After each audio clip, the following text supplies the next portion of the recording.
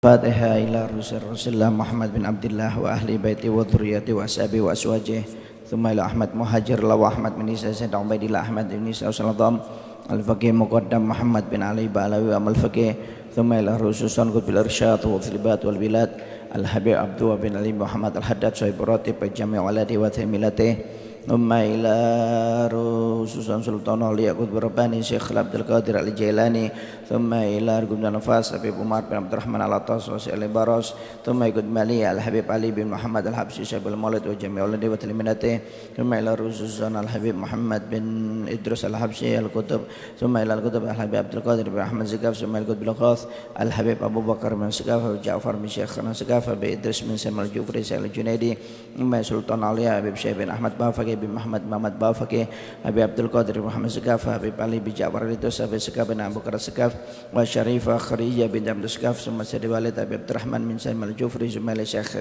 Al-Habib Syekh bin Ahmad Musawwa Habib Abdurrahman Muhammad Al-Idrus Habib Syekh Muhammad Al-Idrus Habib Ahmad bin Husain Al-Jufri anna Allaha yurjana wa ikathru masubatihim wa yudha'ifu hasanatihim wa yafaduna bi janafana bihim wa ya'idu alaina min barakatihim wa surarihim wa anwarihim wa murafatin fid dunya wa dunya wal akhirah ana wa takhiluniyatana fi niyatihim wa malana fi amalihim qasadna wa anna Allaha yafta alaina wa alaikum futul arifin wa yufaqinu fid din wa ila hadratin Nabi Muhammad sallallahu alaihi wasallam al-Fatihah. A'udzu billahi minasyaitonir rajim. Bismillahirrahmanirrahim. Amin ar-rahmanir-rahim. Maliki yaumiddin. Iyyaka na'budu wa iyyaka nasta'in. Ihdinas shiratal mustaqim. Shiratal ladzina an'amta 'alaihim ghairil maghdubi 'alaihim waladdallin. Amin.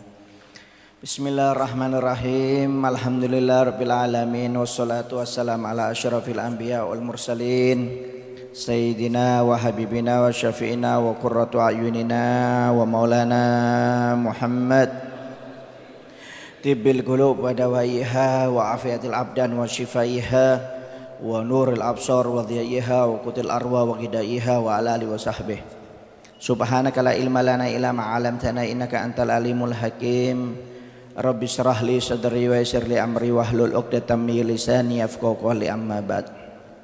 Bismillahirrahmanirrahim. Qala musannif rahimahu ta'ala anhu wa ammal ihsan ilal ashab fahuwa ma'murun bih wa muraghabun fihi wa mandhubun ilaih walil ashabi hukukun tajibu mura'atuha wa tata'akkadul muhafadzatu 'alaiha.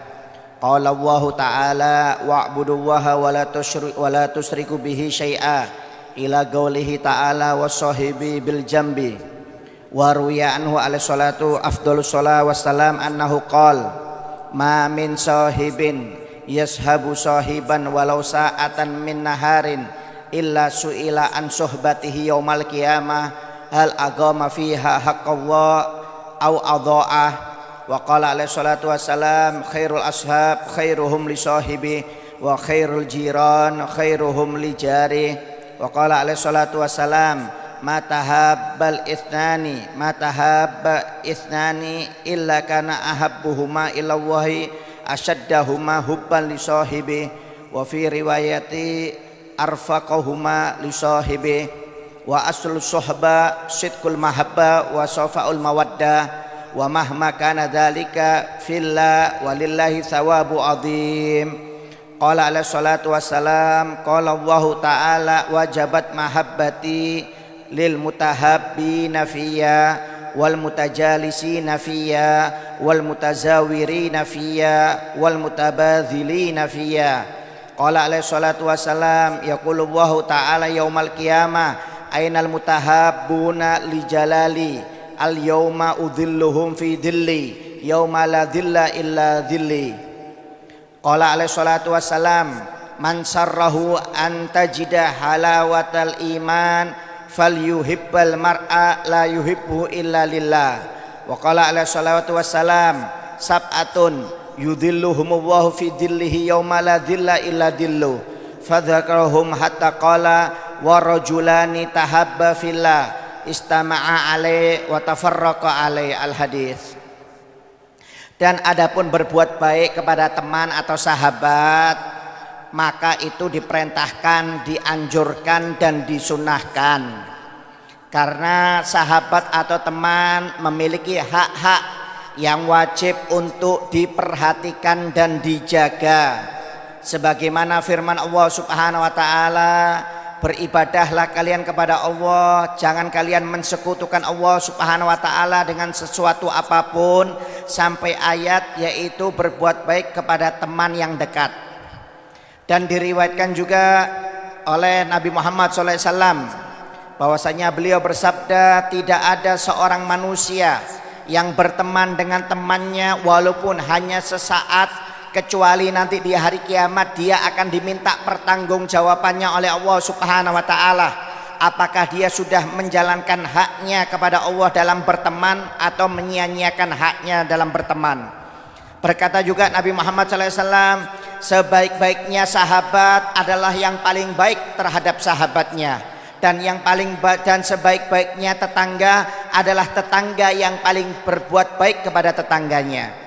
Berkat sabda juga Nabi Muhammad SAW, tidak ada dua orang yang saling mencintai karena Allah Ta'ala, kecuali nanti yang paling dicintai oleh Allah Subhanahu wa taala adalah sahabat yang paling cinta rasa tingginya kepada sahabat yang lainnya. Dan pokok dari persahabatan atau pertemanan adalah cinta yang tulus dan hati atau kasih sayang yang bersih. Dan dikarenakan cintanya itu karena Allah Subhanahu wa taala, maka barang siapa yang melakukan hal tersebut, maka pahalanya akan disiapkan oleh Allah dengan sangat besar. Rasulullah SAW bersabda bahwasanya Allah Subhanahu wa taala berfirman di dalam hadits qudsi, wajib mendapatkan kecintaanku, yaitu dua orang yang saling mencintai karena aku, yaitu dua orang yang duduk karena cinta kepada aku, orang yang saling bertemu karena aku, saling ziarah kepada aku karena aku, dan saling memberi karena aku, kata Allah Subhanahu wa taala. Dan berkata juga Nabi Muhammad SAW, nanti Allah Subhanahu wa taala di hari kiamat akan berkata, mana orang-orang yang saling mencintai karena keagunganku, karena di hari ini mereka akan aku naungi dengan naunganku, yang dimana tidak ada naungan kecuali naunganku, kata Allah Subhanahu wa taala. Bersabda juga Nabi Muhammad SAW, barang siapa yang ingin mendapatkan manisnya iman atau nikmatnya iman, maka hendaknya dia mencintai manusia dan tidak mencintai manusia atau membenci, kecuali semuanya karena Allah Subhanahu wa taala. Berkata juga Nabi Muhammad SAW, ada 7 golongan nanti di hari kiamat yang mendapat naungan dari Allah Subhanahu wa taala, yang dimana di hari itu tidak ada naungan kecuali naungannya Allah Subhanahu wa taala. Salah satunya yaitu 2 orang yang saling mencintai karena Allah, bertemu karena Allah, dan berpisah karena Allah Subhanahu wa taala. Ya. Jadi kita diperintahkan oleh Allah Subhanahu wa taala, oleh Nabi Muhammad SAW, untuk selalu berbuat baik kepada sahabat atau teman kita.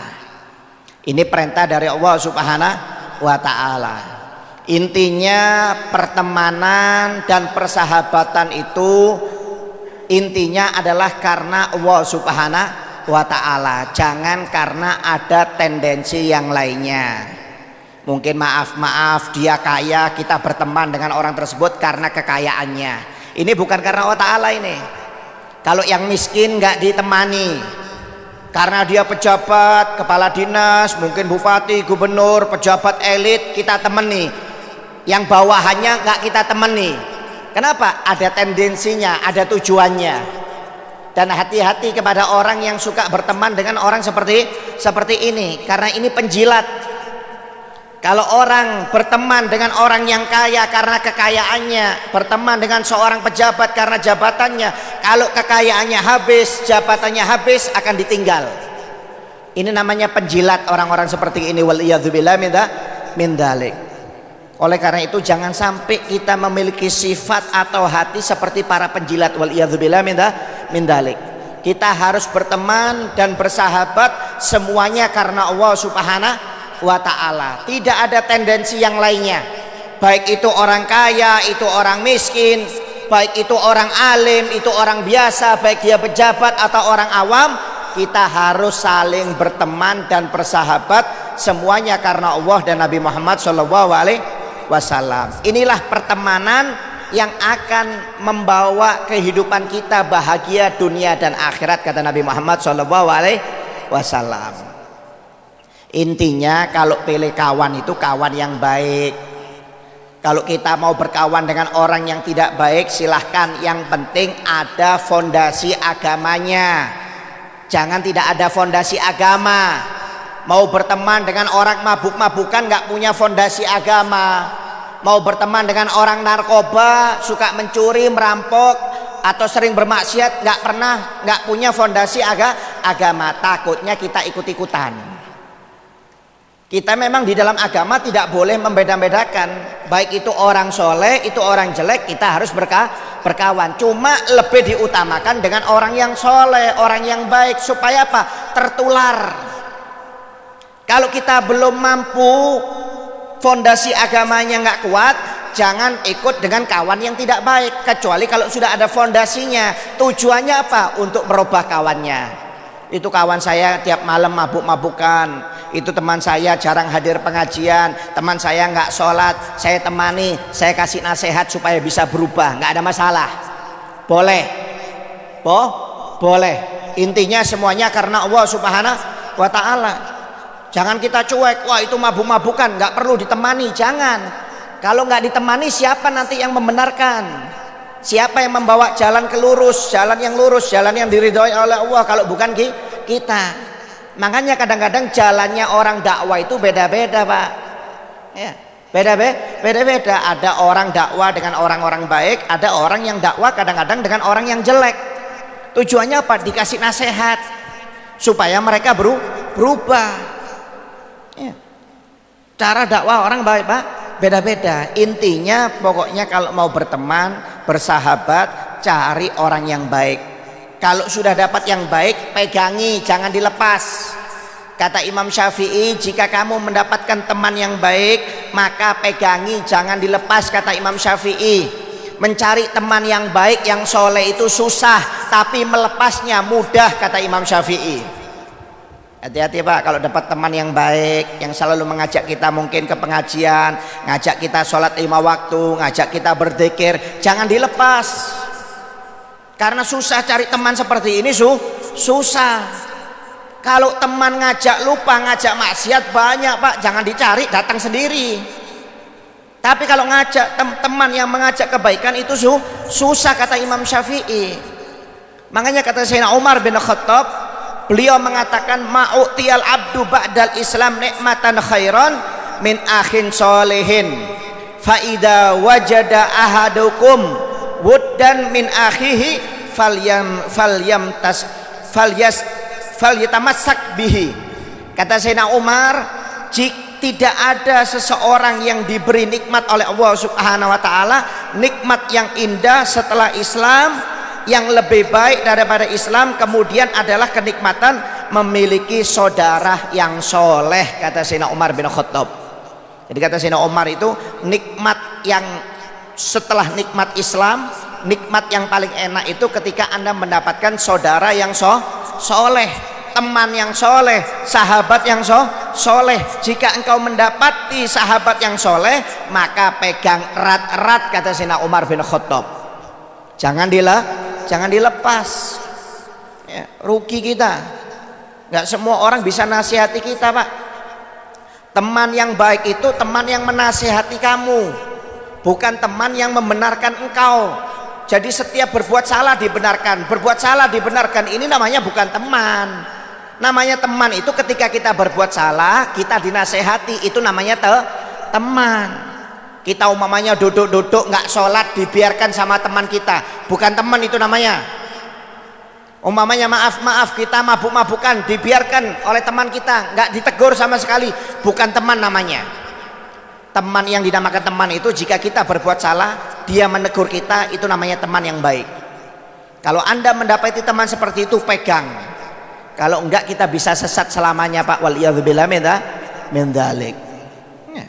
Bahkan kita kata Imam Hasan Al Basri, ya, istakthiru minal asdiqa al mu'min fa inna lahum syafa'atun yaumal qiyamah. Perbanyak dari kalian untuk berteman dengan orang-orang mukmin. Karena apa? Orang mukmin itu memiliki syafaat nanti di hari kiamat, kata Imam Hasan Al-Basri. Dan ini sesuai dengan hadis Nabi Muhammad SAW.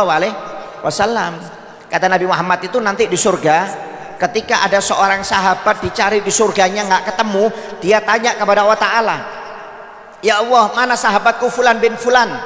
Saya biasanya hadir pengajian dengan beliau, saya biasanya puasa dengan beliau, saya sholat dengan beliau, mana kau nggak ada di surga ya Allah? Kata Allah Subhanahu Wa Ta'ala, temanmu telah berbuat dosa, sekarang tempatnya di neraka. Jemput temanmu, keluarkan dari neraka, masukkan surga, kata Allah Subhanahu Wa Ta'ala. Akhirnya temannya tersebut masuk ke dalam neraka, diambil temannya itu, dimasukkan surga. Kenapa? Karena berteman karena Allah Subhanahu Wa Ta'ala. Makanya perbanyak Anda berteman dengan orang-orang mukmin, berteman dengan orang-orang soleh. Kenapa? Karena orang soleh itu yang bisa menolong kita nanti di hari kiamat. Kalau kita mungkin ditakdir masuk neraka, mereka yang ingat dengan kita, Pak, mereka yang akan nolong kita. Orang soleh itu, orang mukmin, teman yang baik, yang soleh itu mendapatkan hak syafaat dari Allah Subhanahu Wa Ta'ala. Makanya Imam Al-Jauzi ketika beliau di akhir umurnya mengumpulkan teman-temannya, beliau sambil menangis, wahai teman-temanku, jika nanti di surga engkau tidak melihat aku, tolong tanyakan aku kepada Allah, di mana posisiku.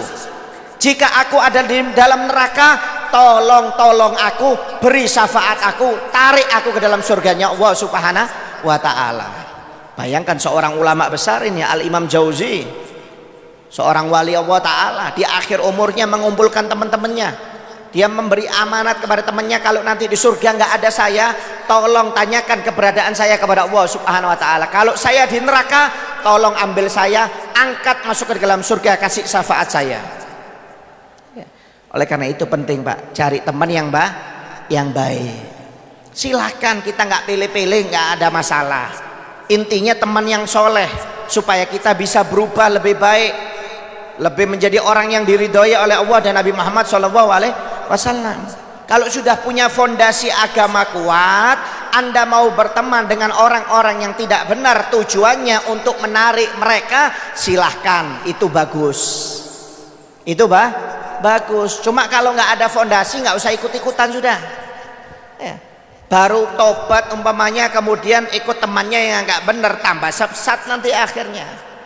Tapi kalau fondasinya sudah kuat, nggak ada masalah. Apalagi zaman sekarang, cari teman yang baik susah. Kalau cari teman yang jelek banyak, Pak. Waliyadzubillah min dzalik. Jangan salah berteman, apalagi zaman sekarang. Kalau salah berteman, akhirnya dikit-dikit ngeritik ulama kerjaannya. Dikit-dikit nanti manusia itu suka menghina ulama, menghina kekasih Allah Subhanahu Wa Ta'ala, seakan-akan dirinya paling afdol. Kan banyak golongan zaman sekarang ini. Anda lihat di jejaring sosial itu, kerjaannya tiap hari ngeritik ulama, ngolok-ngolok ulama kadang-kadang, seakan-akan dia lebih hebat daripada ulama tersebut. Dia mengkritik bukan karena apa? Bukan karena Allah Ta'ala, karena ulama tersebut tidak sejalur dengan jalannya kadang-kadang, tidak dengan sefaham dengan jalannya. Waliyadzubillah min dzalik. Padahal menghormati ulama itu hukumnya wajib, Pak. Menghormati ulama itu hukumnya wajib. Rasulullah SAW bersabda, kata Nabi Muhammad SAW, akrimul ulama fa innahum indallahi kurama mukramun. Kata Nabi Muhammad, hendaknya kalian semua memuliakan ulama, jangan tebang pilih. Oh, ini ulama satu aliran dengan saya, ini ulama satu faham dengan saya. Jangan seperti itu. Semua ulama sama, nggak usah tebang pilih. Memang ulama itu ada yang lembut, ada yang keras. Yang penting tidak keluar dari akidah, tidak keluar dari Quran dan hadis, wajib kita muliakan.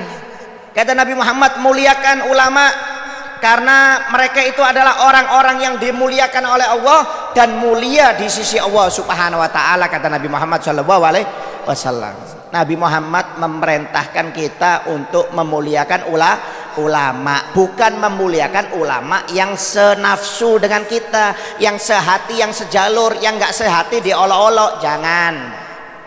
Bahaya ini ya. Banyak kita kalau salah berteman zaman sekarang akhirnya berteman dengan orang fasik, berteman dengan orang munafik yang kadang-kadang nggak ada ibadahnya tapi kerjaannya mengkritik ulama wal iyadzubillah min dzalik. Memuliakan ulama hukumnya wajib. Kata Nabi Muhammad, man akrama aliman faqad akramani wa man akramani faqad akramallah wa man akramallah fama'wahul jannah. Kata Nabi Muhammad, barang siapa yang memuliakan ulama berarti dia memuliakan aku, kata Nabi Muhammad. Dan barang siapa yang memuliakan aku berarti dia memuliakan Allah Subhanahu wa ta'ala. Barang siapa yang memuliakan Allah maka tempatnya di surga, kata Nabi Muhammad SAW. Ya. Memuliakan ulama, barang siapa yang memuliakan ulama memuliakan aku. Tapi sebaliknya, barang siapa yang menghinakan ulama berarti telah menghinakan aku, kata Nabi Muhammad. Orang yang menghinakan aku menghinakan Allah Ta'ala. Orang kalau menghinakan Allah Ta'ala tempatnya di neraka, Pak Bu, bukan di surga. Oleh karena itu hati-hati, jaga lisan kita. Jangan suka ngeritik ulama yang nggak sefaham dengan kita. Apalagi berteman yang kerjaannya ngolok-ngolok ulama terus, seakan-akan dirinya paling afdol wal iyadzubillah min dzalik. Jangan, bahaya.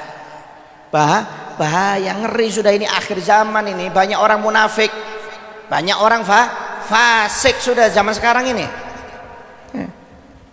Kata Nabi Muhammad aja ya, dalam hadis yang lain Rasulullah SAW bersabda, man zara aliman faka'anna mazaroni wa man sofaha aliman faka'anna sofahani wa man jalasa aliman faka'anna jalasani fid dunya wa man jalasani fid dunya ajlastuhu ma yaumal qiyamah. Kata Nabi Muhammad menjelaskan tentang memuliakan ulama. Kata Nabi Muhammad, barang siapa yang berziarah kepada ulama maka dia seperti berziarah kepada aku. Barang siapa yang mencium tangannya ulama berarti seperti mencium tanganku, kata Nabi Muhammad. Barang siapa yang duduk dengan ulama maka dia seperti duduk dengan aku di dunia. Barang siapa yang duduk dengan aku di dunia maka nanti dia akan duduk bersama aku di hari kiamat, kata Nabi Muhammad SAW. Bayangkan Pak, nyium tangannya ulama itu seperti nyium tangannya Nabi. Anda duduk dengan para ulama itu seperti duduk dengan Nabi Muhammad SAW. Bayangkan, Anda ziarah kepada para ulama itu seperti ziarah kepada Nabi Muhammad SAW. Kok ada orang benci dengan ulama zaman sekarang ini? Wal iyadzubillah min dzalik. Ya. Alasannya apa? Karena alasannya nggak sefaham, radikal, aliran keras, repot seperti ini. Ya. Tuh. Ulama ini memang maaf bukan ulama aja Pak, mulai zaman Nabi itu sahabat ada yang keras ada yang lembut. Jangankan ulama, sahabat itu ada yang keras ada yang lembut. Kadang-kadang kita yang sesuai selera kita hormati, yang nggak sesuai dengan selera kita kadang-kadang kita olok-olok seakan-akan caranya sama, padahal caranya itu caranya Nabi Muhammad SAW. Wah itu radikal, itu caranya keras, itu nggak bagus. Nabi Muhammad itu pemaaf. Tahu dari mana Anda Nabi Muhammad pemaaf? Nabi Muhammad itu pemaaf kalau dirinya yang diganggu, bukan agama. Kalau agama yang diganggu beda Pak, syariat yang diganggu beda. Makanya kadang-kadang ada orang yang nahi mungkarnya kuat. Kenapa? Karena nggak semua orang bisa nahi mungkar. Kalau amar ma'ruf semua orang bisa Pak, tapi kalau nahi mungkar nggak semua orang bisa. Resikonya orang yang nahi mungkar ini dibenci banyak orang, dibenci pemerintah, bahkan ulama-ulama suk pun benci kepada orang yang nahi mungkar. Anda lihat Imam Malik, karena nggak taat dengan pemerintah mengeluarkan fatwa, akhirnya Imam Malik dicambuk sampai lengannya patah tulang Imam Malik dan dipenjara. Apakah Imam Malik radikal? Nggak cocok dengan pemerintah? Enggak. Kenapa? Nggak nuruti pemerintah. Kenapa? Pemerintah salah. Imam Abu Hanifah juga dicambuk Pak, bahkan pernah dimasukkan penjara Imam Abu Hanifah. Apakah Imam Abu Hanifah radikal, tauhid, nggak cocok dengan pemerintah, pemberontak terhadap pemerintah? Enggak. Jangan dikit-dikit ada ulama yang nggak cocok dengan pemerintah dibilang pemberontak, dibilang tauhid, dibilang pengkhianat. Ya repot kalau seperti ini. Imam Malik di penjara pernah, Imam Abu Hanifah di penjara pernah, Imam Syafi'i pernah juga. Bahkan Imam Syafi'i diborgol Pak, kaki dan tangannya diborgol. Dari Mesir ke Yaman, dari Yaman ke Baghdad. Dari Yaman ke Baghdad Imam Syafi'i diborgol. Bisa Anda bayangkan Imam Syafi'i loh ini. Sekali berimam Syafi'i diborgol oleh pemerintah Harun ar-Rasyid. Harun ar-Rasyid ini orang soleh, orang baik, cuma kehasut adalah salah satu orang ulama yang nggak senang dengan Imam Syafi'i karena Imam Syafi'i ini populer, pengikutnya banyak. Akhirnya dia hasut, ngelapor kepada Imam Harun ar-Rasyid, Khalifah Harun ar-Rasyid, bahwasanya Imam Syafi'i ini mau revolusi, ngerongrong pemerintahanmu, mau menjatuhkan pemerintahanmu. Akhirnya Harun ar-Rasyid memerintahkan seorang ajudannya untuk memborgol Imam Syafi'i dari Yaman ke Baghdad. Bisa Anda bayangkan, kaki dan tangannya diborgol. Tujuannya apa? Untuk menjatuhkan martabat Imam Syafi'i di depan halayak orang lain. Loh, Imam Syafi'i diborgol Pak. Alasannya apa? Terlalu cinta kepada turunan Nabi Muhammad SAW. Imam Syafi'i ini cintanya kepada Ahlul Bait luar biasa. Sampai dituduh Rafidhah, aliran Syiah radikal. Sampai dituduh Rafidhah Imam Syafi'i. Kata Imam Syafi'i ketika dihadapkan kepada Harun ar-Rasyid, dikasih nasihat oleh Harun ar-Rasyid, jangan cinta berlebihan kepada Ahlul Baitnya Nabi, turunan Nabi Muhammad. Al-Imam Syafi'i mengatakan, seandainya aku dianggap berdosa besar dikarenakan aku cinta kepada turunan Nabi, maka saksikan aku tidak akan pernah bertobat dari dosa tersebut, kata Imam Syafi'i. Seandainya aku dianggap sesat dikarenakan cinta berlebihan kepada turunan Nabi Muhammad, maka saksikan aku tidak akan tobat dari kesesatan tersebut, kata Imam Syafi'i. Jika kalian menuduh aku karena aliran Syiah, dikarenakan aku cinta berlebihan kepada keluarga Nabi, turunan Nabi, saksikan bahwasanya aku adalah aliran Syiah, kata Imam Syafi'i. Bayangkan Pak, Imam Syafi'i sampai diborgol dari negeri Yaman loh ini, ribuan kilo ke Baghdad ini, ribuan kilo Pak. Zaman dulu nggak ada pesawat. Bukan tangannya saja yang diborgol, kakinya diborgol. Kenapa? Dianggap tauhid kepada pemerintahan Harun ar-Rasyid. Untung Harun ar-Rasyid ini presiden yang cerdas, khalifah yang pintar, karena Imam Syafi'i bisa memberikan argumen, dilepas oleh khalifah Harun ar-Rasyid. Bayangkan Imam Syafi'i aja didolimi Pak. Kenapa? Amar ma'ruf nahi mungkar. Bahkan ketika masuk kota Mesir itu banyak pejabat dan ulama iri dengan Imam Syafi'i. Kenapa? Ketika masuk Mesir Imam Syafi'i dielulukan ribuan orang. Sampai mereka membuat rencana para pejabatnya itu dan ulamanya untuk membunuh Imam Syafi'i. Bayangkan Imam Syafi'i loh ini, wali Allah subhanahu wa ta'ala, ulama besar, dibenci oleh pejabat-pejabat di Mesir dan dibenci oleh ulama bahkan mereka membuat rekayasa ingin membunuh Imam Syafi'i. Kata Imam Syafi'i, mereka berharap aku dibunuh, mereka berharap aku mati. Mereka nggak tahu padahal mati itu adalah jalan semua orang, bukan jalanku saja, kata Imam Syafi'i. Kalau saya dibunuh hari ini mereka juga bakal mati, kalau saya mati karena dibunuh mereka juga bakal mati, kata Imam Syafi'i. Imam Syafi'i di penjara Pak. Apakah radikal Imam Syafi'i? Nggak cocok dengan pemerintah. Imam Ahmad bin Hambal di penjara, 3 presiden berbeda, 3 khalifah berbeda, selama 10 tahun Imam Ahmad bin Hambal di penjara Pak. Kenapa? Nggak cocok dengan pemerintah, nggak nurut dengan pemerintah. Apakah tauhid? Apakah dianggap sebagai pemberontak? Enggak. Kenapa? Pemerintahnya nggak sesuai syariat. Makanya Imam Ahmad bin Hambal nolak, sampai dipecut Imam Ahmad bin Hambal itu tiap hari Pak. Bayangkan 10 tahun di penjara, nggak dikeluarkan sama sekali. Imam Ahmad bin Hambal di penjara 10 tahun nggak dikeluarkan oleh 3 presiden yang berbeda, mulai kakeknya, ayahnya sampai anaknya. Terakhir anaknya yang ketiga baru mengeluarkan, karena yang ketiga ini termasuk orang baik, tapi yang kakek dan ayahnya ini termasuk orang jahat. Waliyadzubillah min dzalik. Sampai Imam Ahmad bin Hambal ini sampai ragu ketika saking lamanya di penjara, tiap hari dipecut. Imam Ahmad ini sampai ragu, maksudnya pingin nggak apa-apalah nurut sama pemerintah lah. yang penting jangan disiksa dirinya. Saking nggak tahannya Pak, tiap hari disiksa itu Imam Ahmad bin Hambal oleh pemerintah di zamannya. Ketika ragu seperti itu, nggak taunya ada orang pemabuk atau pencuri yang dipecut oleh pemerintah, nasihati Imam Ahmad bin Hambal. Kata pencuri atau pemabuk tersebut, wahai Imam, kenapa kamu ragu? Saya aja yang salah nggak ragu kok, apalagi kamu yang benar, nggak usah ragu. Terus lanjutkan, kamu di jalan yang benar. Saya aja yang salah nggak ragu, apalagi kamu. Oh, langsung semangat Imam Ahmad bin Hambal, langsung nggak pernah ragu lagi, nggak pernah cocok dengan pemerintah pada zaman tersebut Imam Ahmad bin Hambal. Hati-hati Pak, jangan semua orang ulama yang mengkritik pemerintah dibilang pemberontak. Ya repot seperti ini ya. Ulama itu ada yang lembut, ada yang keras ya. Bukan berarti semuanya jelek. Bahkan Imam Nawawi, pengarang kitab Al-Adkar, Riyadus Sholihin, ulama besar Imam Nawawi, wali besar. Imam Nawawi itu pernah mengkritik gubernur di Baghdad karena gubernur mengambil pajak terlalu besar. Kata Imam Nawawi di hadapan orang banyak, kamu jangan berbuat dolim, kamu dulu miskin, kamu itu dulu budak, sekarang baru jadi pejabat, jadi orang kaya, semena-mena dengan orang miskin.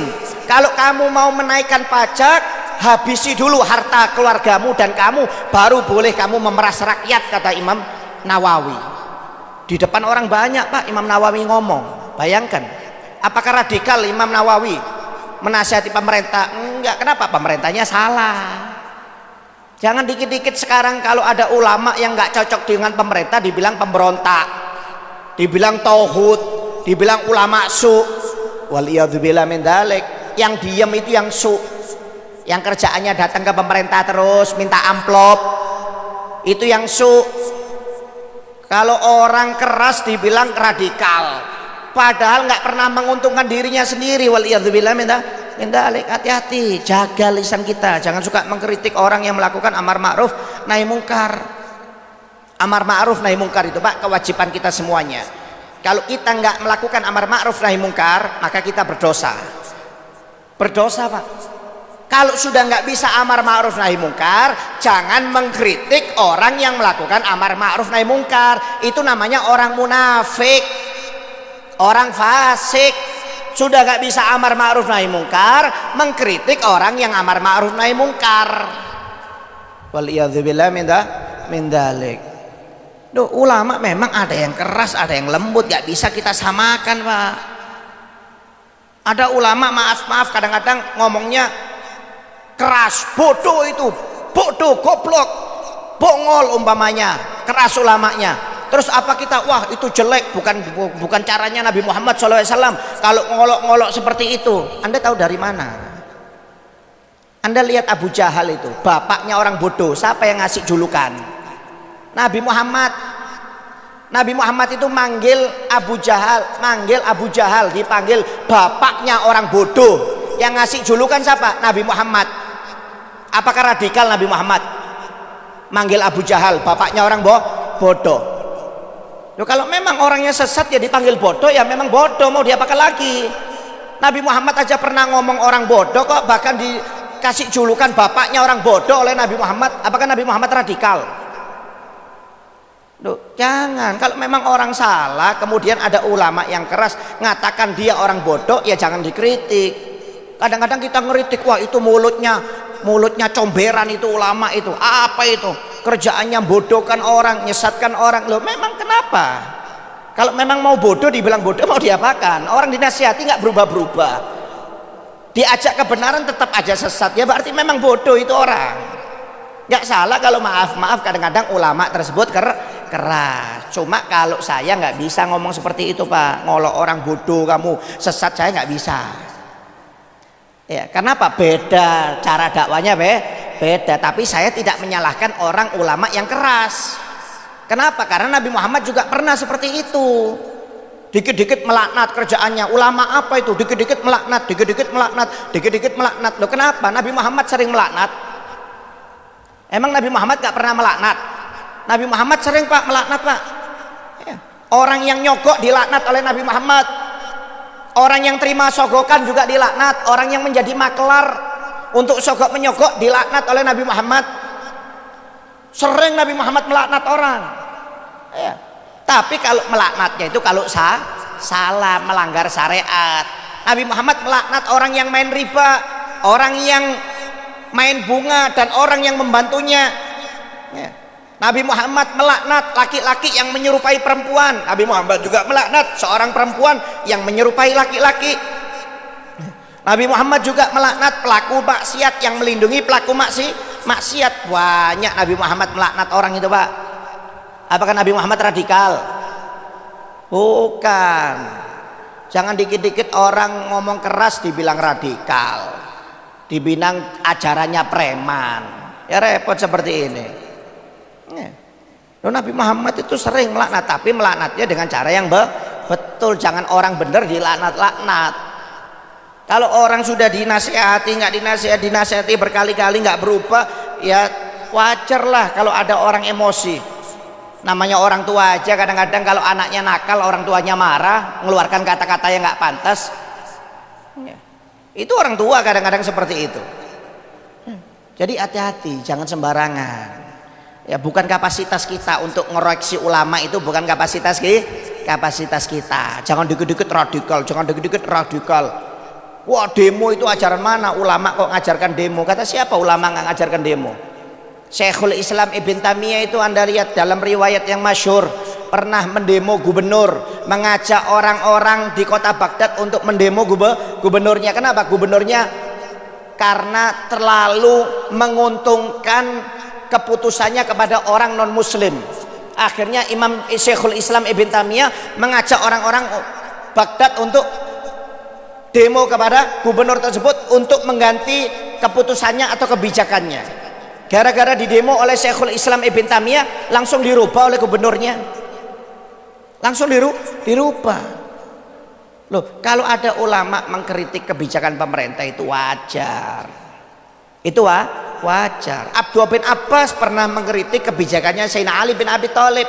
Karena Sayyidina Ali bin Abi Thalib mempunyai kebijakan kalau ada orang murtad itu harus dibakar. Katanya Sayyidina Ali itu keras, Pak. Jadi kalau ada orang murtad itu dibakar oleh Sayyidina Ali. Apakah radikal Sayyidina Ali? Anda mau mengatakan Sayyidina Ali radikal? Kok ada orang murtad dibakar? Loh, itu Sayyidina Ali loh itu. Tapi dikritik oleh Abdullah bin Abbas. Jangan seperti itu, namanya menyakiti orang kalau dibakar. Kalau mau dibunuh ya langsung dipenggal, maksudnya jangan dibakar, karena dibakar itu menyakiti orang. Diterima oleh Sayyidina Ali bin Abi Thalib. Akhirnya orang murtad nggak dibakar oleh Sayyidina Ali bin Abi Thalib. Loh, nasihati pemerintah itu boleh. Sayyidina Umar ketika jadi khalifah pernah membatasi mahar seseorang, nggak boleh terlalu mahal. Akhirnya ada seorang ibu yang menasihati Sayyidina Umar, wahai Sayyidina Umar, kamu jangan melanggar firman Allah Ta'ala bahwasanya di dalam Al-Quran tidak dilarang siapapun yang memberi uang yang banyak selama dia mampu sebagai mahar, silahkan, jangan dikurang-kurangi, kata perempuan tersebut. Bayangkan Sayyidina Umar dikritik gara-gara Sayyidina Umar membatasi mahar perkawinan tidak boleh terlalu mahal. Tapi di dalam Al-Quran memang diperbolehkan selama orang itu mampu, boleh ngasih banyak kalau dia kaya, kamu nggak usah ngurang-ngurangi, kata perempuan tersebut. Akhirnya diterima oleh Sayyidina Umar. Loh, itu pemimpin yang pintar. Kalau dikritik oleh rakyatnya, kalau salah dia nerima, bukan cari argumen untuk membenarkan keputusannya. Ini yang ribet zaman sekarang ini. Dikritik dikit, wah ini orang nggak taat, ini warga ini pemberontak ini. Padahal dia salah, tapi masih cari argumen bahwasanya dia benar. Waliyadzubillah min dzalik. Hati-hati. Oh, ngeri kalau zaman sekarang ini memang. Ya, ngeri, Pak. Mulutnya orang kadang-kadang nggak bisa jaga. Kita nggak usah ikut-ikutan sudah. Ya, kalau kita nggak bisa amar ma'ruf nahi mungkar, lebih baik diam. Doakan orang yang bisa melakukan amar ma'ruf nahi mungkar supaya dijaga oleh Allah Subhanahu wa Ta'ala, bukan malah ngeritik seakan-akan dia paling pintar, seakan-akan paling alim. Orang yang melakukan amar ma'ruf nahi mungkar kadang-kadang dibilang radikal, ya kadang-kadang dibilang pemberontak, waliyadzubillah min dzalik. Jangan. Khalid bin Walid itu, Pak, ketika di zamannya Abu Bakar As-Siddiq, ketika Sayyidina Abu Bakar As-Siddiq jadi khalifah, Khalid bin Walid itu pernah tersinggung dengan seseorang muslim yang mengatakan, wahai Khalid, mana temanmu Muhammad itu? Mana temanmu Muhammad itu? Ini padahal orang muslim, tapi menyebut nama Nabi Muhammad itu dengan cara meremehkan. Mana temanmu yang bernama Muhammad? Apakah kamu ingin mengikuti caranya? Padahal dia muslim. Gak pakai ngomong Pak, ambil pedang langsung dipenggal oleh Khalid bin Walid. Bayangkan, cuma gara-gara ngomong hina Nabi Muhammad, padahal bukan menghina, cuma dari bahasanya itu seakan-akan meremehkan Nabi Muhammad SAW, langsung dipenggal oleh Khalid bin Walid. Radikalkah Khalid bin Walid ini? Langsung bunuh, bukan dimaafkan, langsung main bunuh. Kenapa? Karena kalau yang diganggu dirinya mungkin bisa dimaafkan oleh Khalid bin Walid, tapi karena yang diganggu agama, yang diganggu Nabi Muhammad, yang diolok Nabi Muhammad, nggak ada maaf. Langsung sahabat lapor kepada Khalifah Abu Bakar As-Siddiq, wahai Abu Bakar, Khalid bin Walid telah melakukan pembunuhan, melakukan dosa besar, dia membunuh umat Islam. Ditanya oleh Sayyidina Abu Bakar, kenapa dia membunuh? Karena umat Islam tersebut mengatakan, mana temanmu Muhammad? Apakah kamu ingin seperti temanmu Muhammad itu? Kata Abu Bakar As-Siddiq, demi Allah, seandainya saya sendiri yang ada di sana, saya yang bunuh, bukan Khalid bin Walid. Bukan Khalid bin Walid, saya sendiri yang akan memenggal orang tersebut, kata Sayyidina Abu Bakar As-Siddiq. Jadi jangan Anda ini, maaf kalau nggak paham radikal, nggak usah ngomong radikal, mana yang radikal, mana yang nggak radikal. Yang tahu radikal apa enggak itu ulama Pak, bukan kita. Kadang-kadang kalau ada ulama keras dibilang radikal, ada ulama ngeritik pemerintah dibilang pemberontak, dibilang tauhid. Sudah, kalau nggak tahu itu diam saja sudah, nggak usah pakai ngeritik-ngeritik.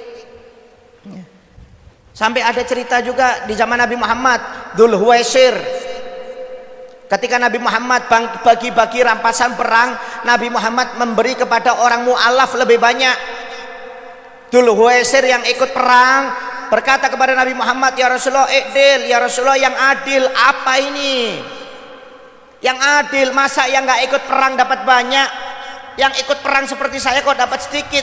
Mestinya yang nggak ikut itu dikit, yang ikut perang banyak. Kata Nabi Muhammad, mereka ini mu'alaf, baru masuk Islam, dikasih harta yang banyak supaya imannya lebih mantap. Kalau kamu mengatakan saya nggak adil, kenapa Allah memerintahkan saya menjadikan seorang rasul atau nabi? Ditinggal oleh dua Huwaisir, nggak dihiraukan Nabi Muhammad, nggak minta maaf, nggak apa, ditinggal. Sayyidina Abu Bakar nggak tahan, langsung mengatakan, ya Rasulullah, izinkan aku untuk memenggal kepala Dzul Huwaisir. Kata Nabi Muhammad, silahkan, silahkan, kata Nabi Muhammad, izinkan saya memenggal kepala Dzul Huwaisir. Apakah radikal Nabi Muhammad? Cuma gara-gara dia nggak taat dengan Nabi Muhammad, langsung suruh penggal oleh Nabi. Kenapa? Katanya Nabi pemaaf.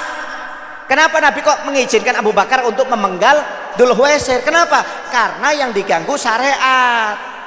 Kalau yang diganggu Nabi dia melarang memenggal, tapi ini yang diganggu hukum Allah, Nabi membiarkan Sayyidina Abu Bakar penggal, kata Nabi Muhammad. Tapi kamu nggak akan mampu, kata Nabi Muhammad. Akhirnya nggak taunya ketika mau dipenggal, Dzul Huwaisir ini lagi sholat Pak di masjid. Sayyidina Abu Bakar nunggu lama, nggak tahan, pulang, balik lagi. Ketika balik kepada Nabi Muhammad, sudah kamu bunuh? Belum ya Rasulullah, dia ibadah sholatnya lama. Akhirnya Sayyidina Umar, saya ya Rasulullah minta izin untuk memenggal. Silahkan. Ditunggu oleh Sayyidina Umar, nggak mau Sayyidina Umar membunuh ketika orang ibadah. Nggak taunya sama, sholatnya nggak berhenti, bacaan Qur'annya banyak di dalam sholat. Akhirnya Sayyidina Umar balik lagi, ditanya, sudah kamu bunuh, sudah kamu penggal? Belum ya Rasulullah. Sayyidina Utsman angkat tangan, saya Rasulullah izinkan untuk memenggal Dzul Huwaisir. Silahkan, kata Nabi Muhammad. Akhirnya didatangi oleh Sayyidina Utsman, sama Pak, lagi sholat baca Quran lama. Sayyidina Utsman sama juga, nggak mau bunuh orang lagi sholat, balik lagi. Ditanya, sudah kamu penggal? Belum ya Rasulullah. Sayyidina Ali angkat tangan, izinkan saya Rasulullah untuk membunuhnya Rasulullah. Kata Nabi Muhammad, silahkan, tapi saya yakin dia sudah nggak ada, sudah lari. Akhirnya betul ketika sampai di masjid, nggak taunya Dzul Khuwaisir sudah lari, sudah nggak ada. Akhirnya Sayyidina Ali balik, kata Nabi Muhammad akan keluar dari turunan Dzul Khuwaisir orang yang ahli Al-Quran, ahli sholat, tapi tidak ada kecintaan sama sekali kepada aku, kata Nabi Muhammad SAW. Banyak orang seperti itu Pak, ahli Al-Quran, ahli ibadah, suaranya enak, tapi nggak suka dengan Nabi. Kerjaannya mengkritik Nabi. Nabi itu manusia biasa seperti kita, nggak boleh berlebihan. Nabi itu nggak punya turunan. Nabi itu mandul. Kerjaannya ngeritik Nabi. Nggak ada cintanya sama sekali kepada Nabi Muhammad SAW. Nabi kenapa kok mengizinkan sahabat untuk memenggal Dzul Khuwaisir? Karena yang diganggu hukum. Nabi Muhammad lembut, nggak pernah nyakiti orang, nggak pernah bunuh orang. Loh itu kalau yang diganggu dirinya Pak. Kalau yang diganggu agama Allah, nggak mungkin ada perang Badar, nggak ada perang Uhud, nggak ada perang Hondak. Ya dimaafkan semuanya oleh Nabi. Nggak mungkin ada yang dipenggal oleh Nabi, nggak mungkin ada pencuri yang tangannya dipotong oleh Nabi. Kalau Nabi itu lembut, lembutnya itu kalau dirinya yang diganggu. Kalau syariat yang diganggu, beda aturannya, beda ajarannya. Makanya maaf, jangan pernah mengkritik kalau ada orang yang ulama yang keras. Kenapa? Karena ngikuti Nabi. Sayyidina Umar keras Pak, Sayyidina Ali keras. Kalau Sayyidina Abu Bakar dengan Sayyidina Utsman lembut orangnya, sopan santun. Sayyidina Umar keras. Nabi Muhammad ketika mendapat tawanan orang Yahudi yang pintar dengan ilmu matematika, Nabi Muhammad pernah memanggil Sayyidina Umar dan Sayyidina Abu Bakar As-Siddiq. Kata Nabi Muhammad, wahai Umar, wahai Abu Bakar, ini ada orang Yahudi tahanan perang, cuma dia pintar dengan ilmu matematika. Bagaimana menurut pendapatmu? Kata Sayyidina Umar, penggal saja ya Rasulullah, nggak ada manfaatnya ini orang. Langsung main penggal Pak Sayyidina Umar. Kata sahabat Abu Bakar, jangan ya Rasulullah, jangan kita penggal, kita ambil ilmunya, kita buat ajarkan kepada umat Islam yang nggak paham dengan ilmu matematika. Kata Nabi Muhammad, wahai Umar, pendapatmu bagus. Kamu keras seperti Nabi Musa alaihissalam, tapi minta maaf saya lebih memegang pendapatnya Abu Bakar. Kita ambil ilmunya. Loh, Nabi Muhammad nggak nyalakan Sayyidina Umar, dibilang bagus oleh Nabi Muhammad, keras langsung bunuh Sayyidina Umar. Itu sistemnya Sayyidina Umar. Di zamannya Sayyidina Umar Pak, kalau ada orang nggak sholat berjamaah, rumahnya dibakar oleh Sayyidina Umar. Bayangkan, di zamannya Sayyidina Umar itu kalau ada orang nggak sholat berjamaah, rumahnya dibakar habis oleh Sayyidina Umar bin Khattab. Jadi di zaman Sayyidina Umar ketika jadi khalifah, nggak ada umat Islam sholat sendiri di rumah, itu nggak ada. Rata-rata ke masjid berjamaah. Apakah radikal Sayyidina Umar? Ya, tapi Anda jangan ikut-ikutan. Zaman sekarang kalau tetangga Anda nggak sholat mau dibakar rumahnya, ikut Sayyidina Umar, bongol namanya itu. Kita ini bukan presiden. Kita ini bukan pemimpin, bukan pejabat semaunya sendiri. Ada aturannya, ada syariatnya. Intinya, Pak, maaf, akhir zaman kalau pilih teman-teman yang baik. Jangan punya teman yang suka maaf, pelaknat, ngolok-ngolok ulama, nggak usah diikuti sudah. Ajaran-ajaran seperti itu nggak benar. Ya. Ulama ini maaf bukan seperti prasmanan yang cocok kita makan, yang nggak cocok nggak kita makan. Ini bukan makanan ulama ini. Ya, kadang-kadang yang lembut dipakai, yang keras nggak dipakai. Loh, kalau nggak bisa keras, ya doakan mereka supaya dapat perlindungan dari Allah Ta'ala. Ya. Jadi maaf bukan berarti kalau ulama itu dipenjara kemudian dia jelek, kemudian dia adalah pemberontak, bukan.